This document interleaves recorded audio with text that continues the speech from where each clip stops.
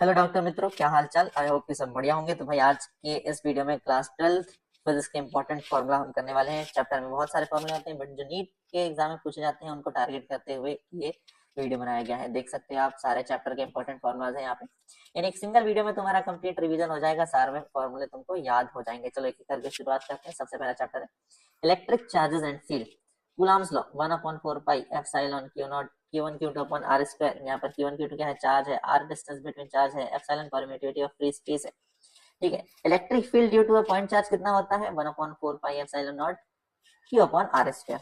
Electric dipole कितना होता है? तो वो होता है Q इंटू टू ए, दोनों चार्जेस के बीच का डिस्टेंस और एक चार्ज का मैग्नीट्यूड। ठीक है।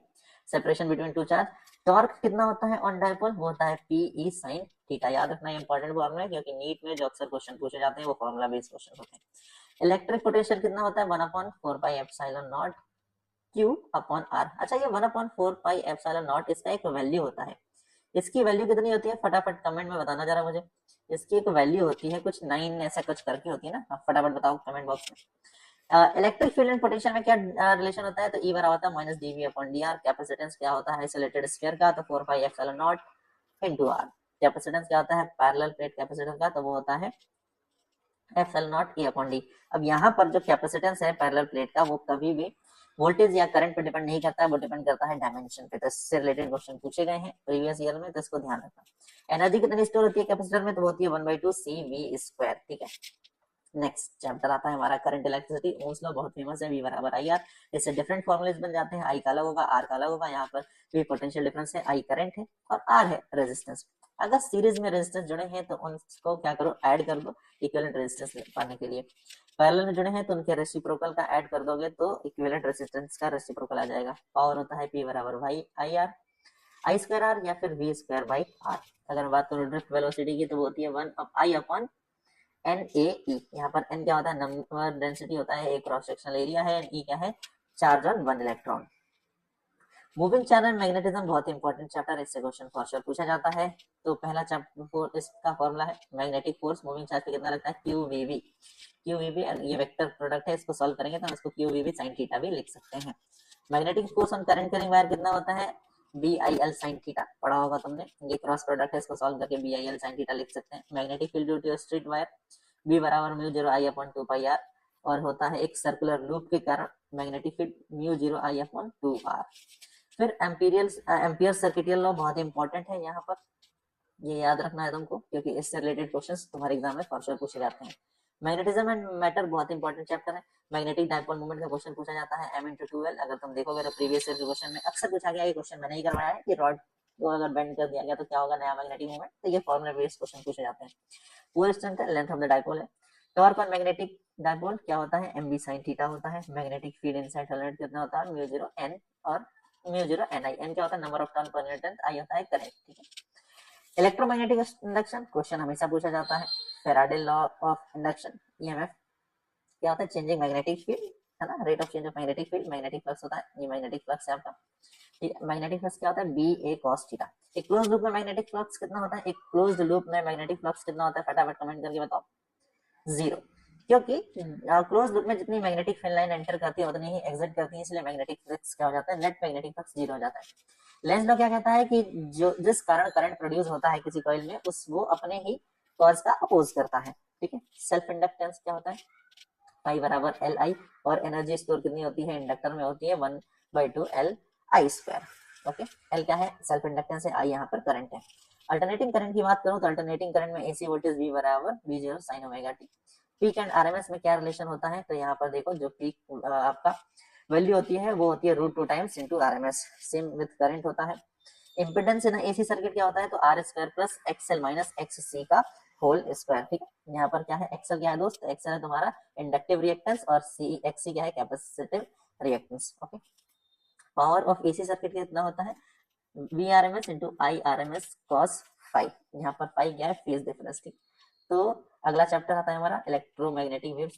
इससे सिर्फ दो ही फॉर्मूले जिनसे क्वेश्चन पूछे जाते हैं। एक तो speed of EMF E M waves, जो कि क्या होता है? 1/μ0 एप्सिलॉन नॉट। एनर्जी डेंसिटी वही again epsilon naught into E square. Ray optics बहुत इंपॉर्टेंट चैप्टर है, इससे क्वेश्चन पूछे जाते हैं अक्सर, हमने ट्रेंड देखा है। ये क्या है, मिरर फॉर्मूला 1/f बराबर 1/v plus 1/u। Lens formula बस यहाँ पर माइनस आ जाएगा मिरर फॉर्मूला की जगह।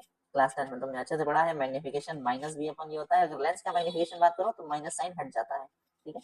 रिफ्रैक्टिव इंडेक्स क्या होता है, c/v होता है। स्नेल्स लॉ n1 sin θ1 बराबर n2 sin θ2 रिफ्रैक्शन, ये बहुत ही अच्छा टॉपिक है, इस पे क्वेश्चन पूछे जाते हैं, बनते हैं हमेशा।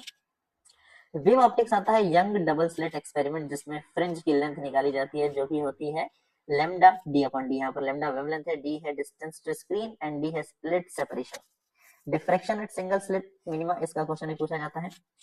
a sin थीटा बराबर क्या होता है, n लैम्डा।